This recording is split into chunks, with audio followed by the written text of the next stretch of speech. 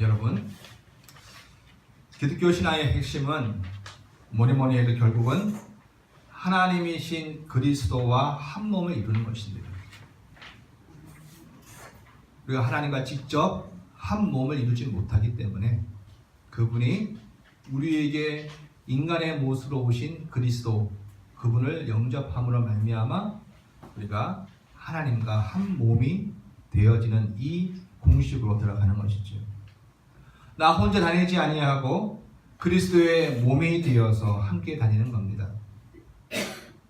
나 혼자 다니는 게 아니라 내가 지금 그리스도와 또 더 나아가 하나님과 함께 다니는 인생 되어지는 것이 기독교 신앙의 핵심입니다. 하나님이신 그리스도께서 영원하십니다. 그렇기 때문에 그분의 몸이 되면 우리도 죽을 운명에 사로잡히지 아니하고 영원한 인생이 되어지는 거죠. 그분이 죽음을 이기시니 당연히 그분의 몸된 우리도 죽음을 이기고 절망을 이기고 환난과 어려움을 이기게 됩니다.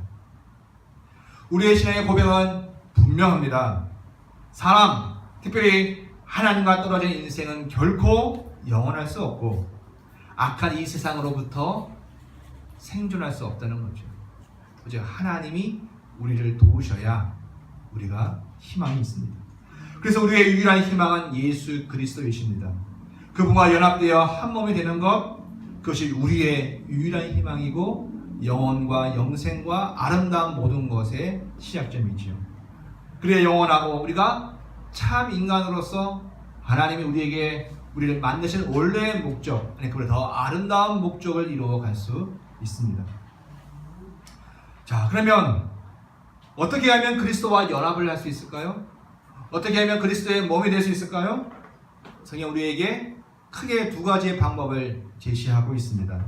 첫 번째는 요한복음 15장 5절의 말씀처럼 우리 주님이 직접 말씀하신 말씀 아닙니까? 나는 포도나무요 너희는 가지라. 그가 내 안에, 그 안에서 우리 신자를 말하는 거죠. 그가 내 안에 내가 그 안에 거하면 이라고 주께서 말씀하십니다.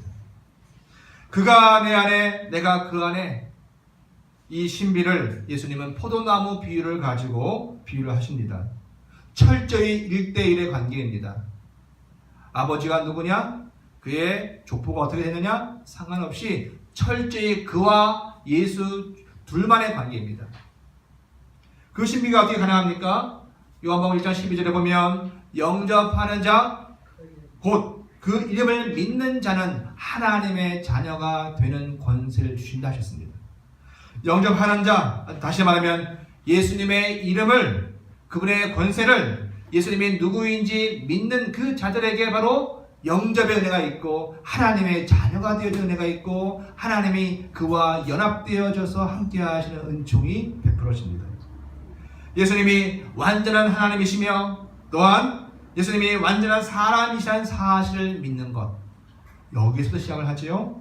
예수님의 십자가의 죽음이 한 인생의 죽음으로 끝나는 것이 아니라 하나님과 분리되어 영원토록 어둠 속에서 방황할 수밖에 없는 바로 나 자신의 문제를 해결해 주셨다는 이것, 그것은 믿는 것입니다.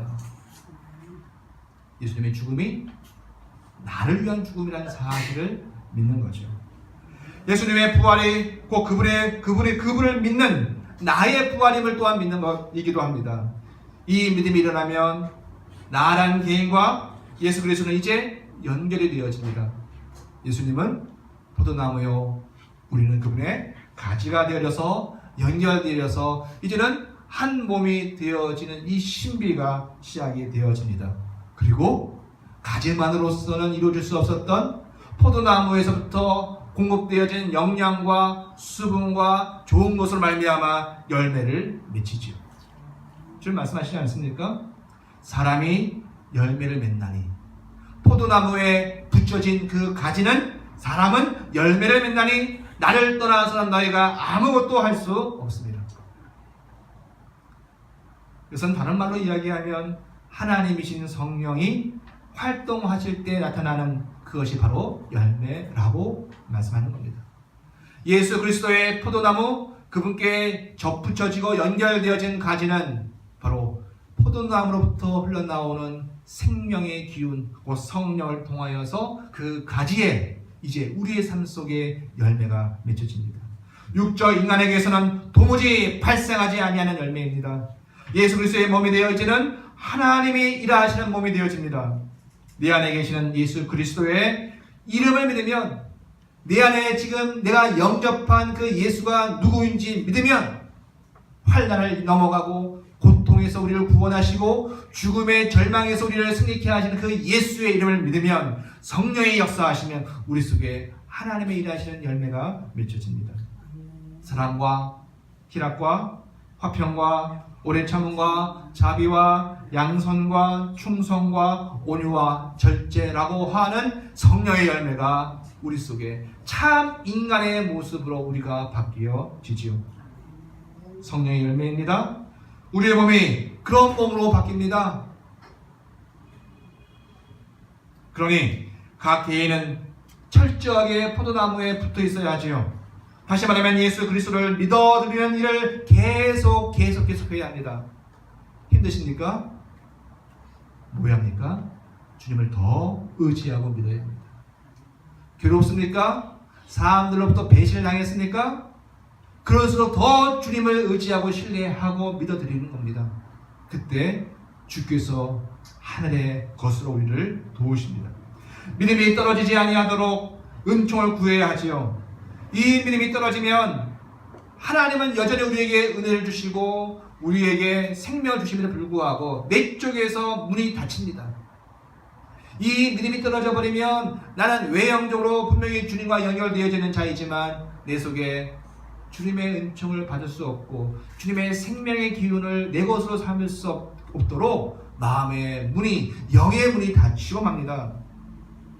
주님이 주시는 이 생명의 능력을 받아낼 수 없고 누릴 수 없게 되어지지요. 그래서 영혼의 구원을 받았다 할지라도 매일의 삶 속에 핍절하고 메마른 마른 나뭇가지와 같은 정말 고통스러운 인생을 살기도 합니다. 하나님이 주시려 해도 내 쪽에서 문이 닫혀 신령한 것을 받아낼 수가 없죠. 우리는 이것을 우리 일상의 삶에서도 늘 경험하지 않습니까? 주려고 해도 받는 사람이 거절하면 내 것이 되어지지 않지 않습니까?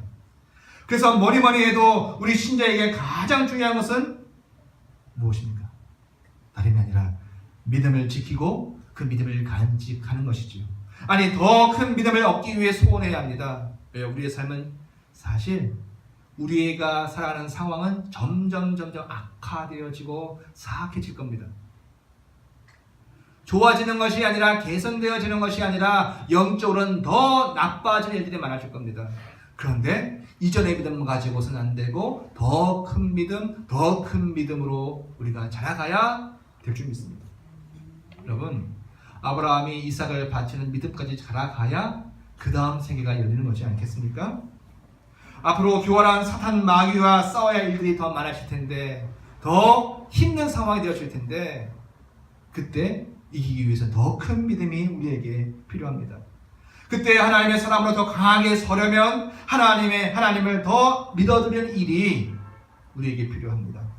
그래야 내 영이 살기 때문이지요. 그래서 더 깊은 영적 체험이 필요합니다. 더 큰 싸움을 준비하며 훈련하는 경건의 생활이 우리에게 필요하지요.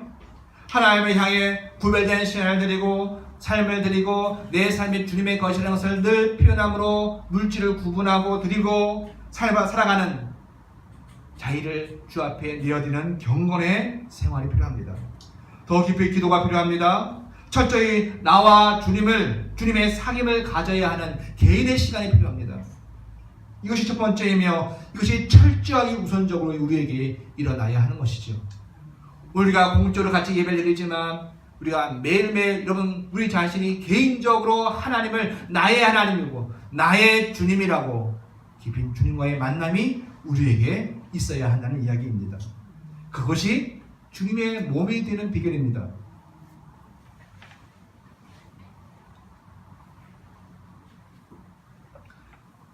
그러나 하나님은 성경은 이 첫 번째 말을 우리에게 말씀하시지는 않습니다. 그리스도와 연합하고 그분의 몸으로 있는데 개인적 차원에서 깊은 내밀한 신비의 체험만을 이야기하지 않는다는 말입니다. 주님과의 개인적 사귐의 시간이 너무 중요하고 또 절대적이지만 내가 혼자 기도하고 내가 혼자 말씀을 읽고 주님을 묵상하고 주 앞에 헌신한 나의 삶이 굉장히 중요하지만 하나님 나라의 일이 그 같은 개인 신비의 시간만으로 완성이 되어지지 않는다는 것이 또한 성경의 지원이기도 합니다. 바로 그것이 오늘 우리가 읽은 두 번째 단계입니다. 오늘 본문이 그것을 말하지요. 오늘 본문에서 가장 많이 나온 단어는 무엇일까요? 몸, 지체 이런 단어가 계속 이야기합니다. 왜냐하면 오늘 이 본문은 몸과 지체의 관계를 이야기하기 때문에 그렇지요. 사람의 몸을 비로 듭니다. 그리고 결국 학문 이야기는 사람 이야기가 하고 싶은 것이 아니라 교회에 대한 이야기를 하고 싶어 하는 것입니다. 사람이 몸은 하나입니다. 그런데 지체는 여럿이 있는 것이죠. 몸을 구성하는 지체, 쉽게 말하면 머리도 있고 코도 있고 귀도 있고 눈도 있고 입도 있고 손도 있고 발도 있고 모든 내장의 기구들도 있습니다. 사람의 몸이 한 몸이지만 여러 지체 멤버로 구성이 되어지듯이 그리스도의 몸은 그리스도는 몸인데 그 몸을 이루는 것은 여러 지체에 의하여서 구성이 된다는 말이지요. 첫 번째로 교회는 성령을 체험한 자들이 서로의 몸이 되어서 그리스도를 체험하는 기관입니다. 성경 분명히 우리에게 말씀합니다. 그리스도는 교회의 머리이다 라고 말이죠. 성경 여러 곳에서 계속 이 말씀을 합니다. 우리가 개인적인 신비의 체험으로 주님과 연합되어지고 그리스도의 포도나무의 가지로 우리가 연합되어지지만 또한 주님이 우리에게 말씀하시는 것은 그리스도가 교회의 머리다 라고 말씀합니다. 교회가 아니고서는 그리스도의 몸으로서 연합되어진 기관으로서 존재할 수 없다는 말이기도 합니다. 하나님은 우리의 의사와 상관없이 이렇게 결정해 놓으셨습니다. 하나님, 교회가 이렇고요 저렇고요 수많은 말들을 할 수 있고 우리의 의견이 있을 수 있고 우리가 하나님 앞에 불편함을 우리가 토로할 수 있지만 오늘 말씀 읽어보니 성경은 분명히 이야기합니다. 하나님께서 결정을 해 놓으셨습니다. 그리스도는 교회의 바로 머리다 라고 말입니다. 하나님이신 그리스도와 연합되어져서 그분의 몸이 되려면 반드시 개인으로만 있으면 안 되고 연합되어져 있어야 된다는 겁니다. 연합되어서 서로가 하나의 몸으로 연합이 되어져야 한다는 거죠. 어떤 면에서 포도나무와 붙어 있어 영적인 영양을 공급받아서 열매를 맺는 것은 그 자체가 목적이 아니죠. 그렇게 생명이 있는 가지가 되어서 각자가 그리스도와 연합이 되어진 가지로서 생명이 있고 생명의 열매를 맺는 가지가 되어서 이제는 연합되어져서 교회를 이루어 하는 겁니다. 그 전제 조건이라고 할 수 있는 거죠. 그렇습니다. 교회라는 한 몸에는 여러 지체들이 여러 멤버들로 구성이 되어집니다. 한 사람이 몸이 교회의 몸이 아니라 여러 지체들이 연합되어져서 그 사람이 있어야만 하나의 몸을 이루고 그래야 우리가 그리스도와 연합되어져 연결되어져 그리스도의 것을 아름다운 것을 찬란한 것을 그 좋은 것을 우리가 공급받을 수 있는 것이죠. 우리 중에는 지난 한 주간의 삶 속에서 생활 속에서 주님과 깊은 내밀한 시간을 가진 분들도 있을 겁니다. 그분이 내 안에 있고 내가 그분 안에 있음을 경험을 하는 신비한 시간이지요. 주님의 마음이 주님의 생각이 내 마음과 내 생각으로 전이가 되어져서 내가 하나님의 영적인 그리스도의 영적인 지식을 깨닫기도 하고 하나님이 주는 새 힘을 얻기도 하고 회복이 되어지기도 하고 어려움을 이기는 그러한 불굴의 의지가 생기기도 했을 겁니다. 그러는 가운데 주님이 주는 위로로 세상이 주는 여러 가지 스트레스와 아픔과 고통을 이기는 승리가 우리에게 있기도 했을 겁니다. 근데 교회는요 그런 분만 있는 게 아니라고요. 그렇게 매번 멋있고 화려한 삶을 살아가는 인생들만 교회에 있는 것이 아니라 어찌 보면 교회는 그렇지 못한 인생들도 같이 포함이 되어져서 교차적으로 자기의 역할을 합니다. 때로 마음이 무너져서 죽고 싶을 때가 있기도 했을 겁니다. 때로 마음은 그렇지 않은데, 마음의 깊은 생각은 그렇지 않은데 나도 모르게 엉뚱한 행동으로 사람들을 또 나 자신을 괴롭게 하는 일들도 있을 겁니다. 그래서 자기의 모습이 너무 싫기도 합니다. 어떻게 살아왔는데 옛날에 대한, 과거에 대한 후회와 미련이 많이 남지만 어떻게 해야 새로운 인생을 살 것인가 고민이 되어지고 앞이 잘 보이지 않아서 힘들어하는 지체들도 있을 겁니다. 때로 세상을 향해서 뭐라 말할 수 없는 화가 나고 성이 나서 참 고통하는 일들도 있을 겁니다. 깨지고 상한 마음을 어디서 위로받을까? 또 도움이 받을 곳이 없어서 눈물이 마르지 않은 그러한 상태에 있다가 오늘 이 예배의 자리, 교회의 자리에 온 이들도 있을 거죠. 겉모습은 다 이쁘고 다 화려하고 예의가 바르지만 그러나 내 마음은 시커멓게 타들어가고 썩이 문들어 시커멓게 되어진 일들도 분명히 있을 겁니다. 바로 그런 다양한 사람들이 모인 것이 교회고, 그렇게 허물이 있고 연약하고 약함을 가지고 있는 이들이 바로 교회입니다. 그리고 그들이 바로 연합되어짐이 주님의 몸입니다. 단지 예수님을 주님이라고, 단지 예수님을 나를 구원하신 주님이요 그리스도시라고 구원자라고 고백한 그것 하나로 모여서 연합을 이루는 것이 우리들입니다. 학벌도, 또 출생한 지역도, 또 관심사도, 정치적 성향도 다 다르지만 그러나 예수가 우리의 주님이시고 그리스도한 이 사실 하나로 연합되어서 하나님을 같은 아버지로 부르게 되는 이들이 바로 우리들이지요. 그리고 그들을 성경 그리스도의 몸이라고 말합니다.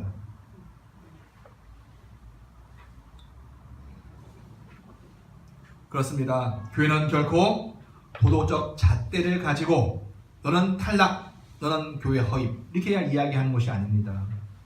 또 세상의 기준의 커튼을 가지고 너는 재산 이만큼 되니까 교회 허입이고 너는 안 되네, 너는 나가라고 하는 것이 아니라는 얘기이죠.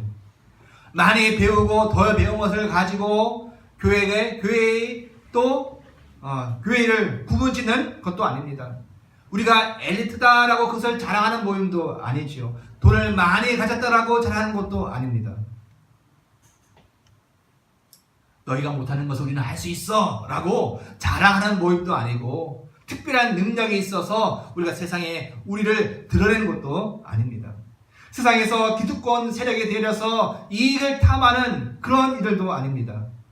오히려 교회가 된 사람은 하나님의 절대 기준, 십계명이 이야기하고 산상수훈이 이야기하는 예수 그리스도 우리에게 제시하신 그 하나님의 철저한 기준에 비춰볼 땐 우리 그 누구도 하나님 앞에 의롭다 할 수 없는 죄인임을 고백한 이들이 모인 것이 바로 교회이죠. 기본적으로 우리 다 나는 죄인입니다.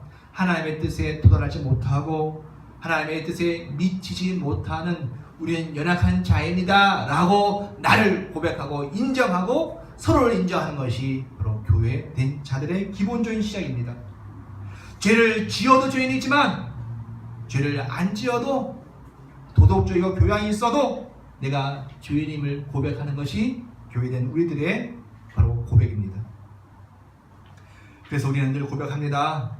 은혜 아니면 내가 무엇을 성취하고 도달해서 내 업적으로 하나님께 의롭게 되어진 것이 아니라 오직 예수 그리스도의 십자가의 죽으심과 부활의 공로, 그것을 믿는 은혜로만 우리는 설 수 있을 수 있고, 그 은혜만으로 우리는 하나님을 아버지라 부를 수 있고, 그 은혜만으로 우리는 영원한 생명을 가지게 되어졌음을 우리는 고백하는 겁니다. 그러므로 우리 속에 누추하고 약하고 모자르고 힘든 자가 있다 할지라도 우리는 우리의 영은 압니다. 그 사람이 바로 나의 모습이고 네가 함께 해야 할 자임을 우리는 압니다. 우리 주님의 은혜로 다시 태어난 사람으로, 새로운 사람으로 태어난 것을 경험한 이들이 바로 교회된 우리들이지요. 그들이 바로 교회입니다. 그런데 이것을 알게 하시니까 누구라고요? 바로 성령입니다. 오늘 말씀 13절 하반절에 이렇게 얘기하지 않습니까? 한 성령을 받아 한 몸이 되었고 한 성령을 마시게 하셨느니라. 성령이 아니고서는 우리가 죄인임을 고백할 수 없습니다. 성령이 아니고는 하나님의 은혜를 구할 수가 없습니다. 성령이 아니고는 예수 그리스도의 그 은총을 기대할 수가 없습니다. 성령이 아니고는 같이 죄 있는 서로들을 형제로 인정할 수가 없는 거죠. 한 성령을 받고 한 몸이 되고 한 성령으로 우리가 마시게 되어짐으로, 성령이 우리 안에 거하심으로 세상의 기준이 아니라, 우리의 경험의 기준이 아니라 하나님의 새로운 은혜의 기준이 우리에게 들어온 것입니다. 그래서 이 성령을 받은 사람은 압니다. 우리가 이토록 서로 다르지만 모양도 다르고 성별도 다르고 취향도 다르고 그리고 좋아하는 호감도도 다 다르고 또 무엇을 인하여 기뻐하는 행복감의 측정도 다 다르지만, 그러나 또 상대의 행동이나 생각이 잘 이해가 되지 않기도 하지만 우리가 한 성령으로 말미암아 한 몸이 되어졌다는 사실을 믿음으로 고백할 수 있는 겁니다. 당신이 아니고서는, 자네가 아니고서는 우리가 몸으로 주 앞에 연결될 수 없다라고 하는 것을 우리가 압니다. 당신이 있기 때문에 우리가 한 몸이 되었고, 당신이 있기 때문에 우리가 그리스도의 몸이 되었고, 그리고 그 몸이 되어져서 그리스도의 신령한 것들을 우리가 받아 누릴 수 있게 되어졌음을 고백하게 되어지는 거죠. 그 사람과 한 몸이 되어가는 과정을 통해서 우리는 바로 그 몸이 되어져가는 과정을 통해서 우리는 그리스도의 신비를, 그 비밀을 알게 되어지고 배우게 되어집니다. 보통 남성들이 혼자 자기 멋에 살다가 그리고 자기 중심적으로 생각하다가 결혼을 합니다. 보통은. 그러다 보니까 결혼을 하고 나서 아이가 생기고 자기가 돌봐야 할 또 가족이 생깁니다. 이게 잘 처음에 적응이 안 되죠. 그걸 인정하고, 아, 내가 가장이구나, 내가 누구의 아비구나, 누구의 남편이구나 라고 하는 또 다른 세계가 열려야 그 가정 속에 새로운 행복과 새로운 기쁨이 들어오지 않겠습니까? 마찬가지로 혼자 자연인으로서 처음 태어난 그 모습으로는 도무지 경험할 수 없고 체험할 수 없는 것이 몸을 이루고 연합체를 이루고 서로 책임을 져가면서 하나님의 신비한 것들을 배워 나가고 자기 것이 되어져 가는 거죠. 서로를 상대해가고 서로를 세워가면서 좀 수고롭고 불편함이 따르지요. 그러나 그 덕분에 교회엔 우리는 우리의 머리가 되시는 그리스도의 생각과 뜻을 알게 되어집니다. 그분을 이해하게 되어지고 그리스도의 그 성품이 내 것으로 화해되어지는 그 신비를 체험하게 되어집니다. 그리스도의 지혜와 지식이 몸인 개인이 아니라 몸으로 구성된 우리에게 전달이 되어지는 겁니다. 분명하고 너무나 중요한 것은 이 복은 결코 개인 한 사람 한 사람이 주시는 것이 아니라 몸으로 다가왔을 때 그리스도께서 우리에게 주시는 겁니다. 몸으로, 지체가 몸으로 완성되어 가면서 얻을 수 있는 새로운 장르이고 새로운 필드이고 새로운 영역이죠. 두 번째로 그리스도의 몸된 교회는 그리스도의 몸이기에 결코 풀어지거나 깨어지거나 폐할 수가 없다는 사실입니다. 요한복음 19장에 보면 예수님이 십자가에 달려 죽으십니다. 그런데 예수님의 다리뼈는 꺾이지 않습니다. 그냥 그대로 무덤에 들어가십니다. 이 장면이 뭐 그럴 수도 있는 거 아닙니까? 생각할 수 있습니다. 별로 중요해 보이지 않습니다. 그런데 요한복음에 기록해서 요한은 그 장면을 보고 요한은 이게 계시의 사건이다 라고 고백을 합니다. 요한은 하나님께서 요한에게 바로 출애굽기 12장 46절의 말씀을 기억나게 하시지요. 그 말씀은 유월절과 관련된 말씀이고요. 이런 말씀입니다. 한 집에서 먹되 그 고기를 조금도 집 밖으로 내지 말고 뼈도 꺾지 말지며 유월절 어린 양을 뜯어먹고 그 피를 문설주에 발라서 죽음을 면하지만 그 뼈는 꺾지 말라라고 주님이 명령을 하십니다. 여기서와 고기와 뼈는 누구 겁니까? 바로 유월절 양, 그 어린 양의 고기와 뼈를 말합니다. 다른 사형수들은 다 다리가 꺾여 죽었는데 그러나 예수님은 그 다리 뼈가 꺾이지 않고 그대로 무덤에 들어갑니다. 요한은 이 사건을 통해서 하나님께 받은 계시를 이렇게 말합니다. 바로 예수님이야말로 참 유월절 어린 양이다 라고 말입니다. 이스라엘 백성들이 저 애굽에서 구원을 받기 위하여 죽음의 사자로부터 그들의 면책받아야 되는데 그때는 양을 잡아서 피를 발라서 그 문제를 해결했지만 이제 모든 인생들이 모든 오골 믿는 자들이 그 죽음을 면하고 그리고 영원한 영생으로 들어가기 위해서는 예수 그리스도가 유일한 참 유월절 양임을, 어린 양임을 요한이 그 사건을 보고 발견을 한 겁니다. 그렇습니다. 이스라엘 백성에게서 죽음을 넘어가게 하는 유월절 어린 양의 뼈는 꺾을 수가 없었던 겁니다. 꺾어서는 안 되는 겁니다. 비록 그 고기는 먹지만 이리 먹고 저리 먹고 다 발기발기 찢어서 먹지만 살은 찢어서 먹지만 그 뼈는 꺾으면 안 되었죠. 그것이 하나님의 명령이었습니다. 마찬가지로 모든 믿는 자들을 사망에서 해방시키시는 구원자 참 유월절 어린 양이신 예수 그리스도의 뼈도 꺾기 위해서는 안 되는 것이었습니다. 비록 그분이 처참하게 죽임을 당하고 모든 살이 찢김을 당했지만 그 뼈는, 그분의 권위는 상실되어서는 안 되는 것이었습니다. 구원을 이루어주시는 그리스도의 몸은 결코 꺾일 수가 없었습니다.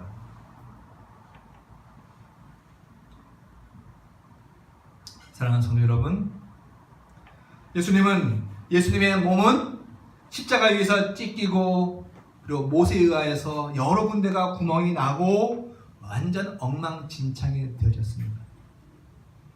그러나 그분의 뼈는 꺾이지 않았습니다. 왜요? 요한을 통해서 하나님 말씀하시는 것은 그가 참으로 너희 구원자다, 이것을 보여주시기 위함이었습니다. 여러분, 이것이 오늘 우리에게 무엇을 의미합니까? 오늘도 우리 주님은 당신의 몸을 믿는 자들의 먹거리로, 유월절의 어린 양으로 먹으라 하십니다. 영생의 양식으로 내어주십니다. 그 몸을 내어주십니다. 그런데 이제 주어야 할 주님의 몸은 더 이상 십자가에서 찢겼던 구멍난 그 몸이 아니라는 사실입니다. 무엇을 주십니까? 바로 교회인 우리가 그분의 몸인데 우리 몸을 내어주시는 겁니다. 어찌 보면 예수의 정신으로, 예수의 말씀으로, 예수의 생명으로, 그분의 영으로 살아간다는 것은, 그리스도의 몸이 된다는 것은 우리가 그분의 몸이 되어서 구멍나고 창에 찔리고 갈기갈기 찢기는 운명을 받아놓은 것과 똑같습니다. 그것을 통해서 주님은 또다시 어떤 이들을 먹여 살리시는 겁니다. 우리의 수고와 우리의 눈물과 우리의 애씀과 우리의 희생과 우리의 물질적 손해를 다 감당해서라도 주님은 또 다른 인생을 먹여 살리시고 그들을 회복시키시는 하나님의 몸으로, 그리스도의 몸으로 우리를 사용하십니다. 손해보는 삶이고 희생이 운명처럼 따라오는 삶입니다. 아마 주변 사람들 말할 겁니다. 그리하지 말라고 말입니다. 뭐 그렇게까지 희생할 필요가 있느냐라고 말입니다. 대충 하라고 말합니다. 적당히 하라고 말합니다. 하지만 주님의 몸된 교회가 된 우리는 압니다. 첫 번째는 바로 나 자신도 그렇게 수많은 사람들의 헌신과 수고, 주님의 몸으로서 찢기고 구멍나고 창에 그래서 구멍이 난 그 몸으로 우리를 먹여서 오늘 내가 이 자리에 지금 존재하고 있다는 사실입니다.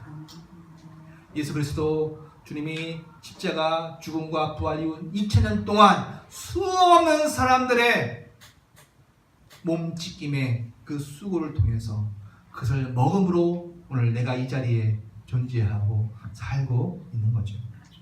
두 번째는 또 이 몸을 이제는 누군가의 먹거리로 제공해서 찢겨지고 구멍이 나야 한다는 것을 우리는 압니다.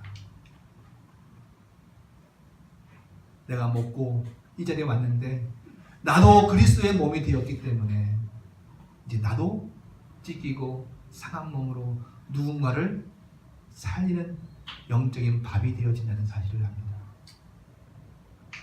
그것이 너무나 아쉬워 눈물이 나기도 하고 이 길이 싫어서 아니 가겠다라고 저 앞에 발버둥을 치기도 합니다. 그러나 또 하나 아는 것이 있습니다. 그것은 그리스도의 몸은 결코 꺾이지 않는다는 이 사실입니다. 주님이 마태복음 16장 18절에서 말씀하십니다. 음부의 권세조차 이 교회를 이길 수가 없다. 꺾을 수가 없다. 라고 말합니다. 오늘 우리는 눈물로 씨앗을 뿌립니다. 우리의 시간과 물질과 삶을 나누어주고 누군가를 살리려 합니다. 나는 못하지만 내가 그리스도의 몸이 되어졌기에 주님이 그렇게 역사하십니다. 그런데 아는 것은 우리는 결코 꺾이거나 우리는 결코 망하거나 우리는 결코 패하지 않는다는 이 사실입니다.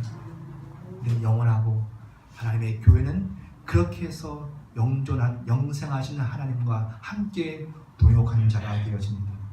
이것이 우리의 권세입니다. 사랑하는 성도 여러분, 어찌 사시렵니까? 우리 교회가 되어져서 주님의 몸으로 꺾이지 않은 몸이 되어져서 영원을 사시는 우리가 되기를 축복합니다. 기도하겠습니다.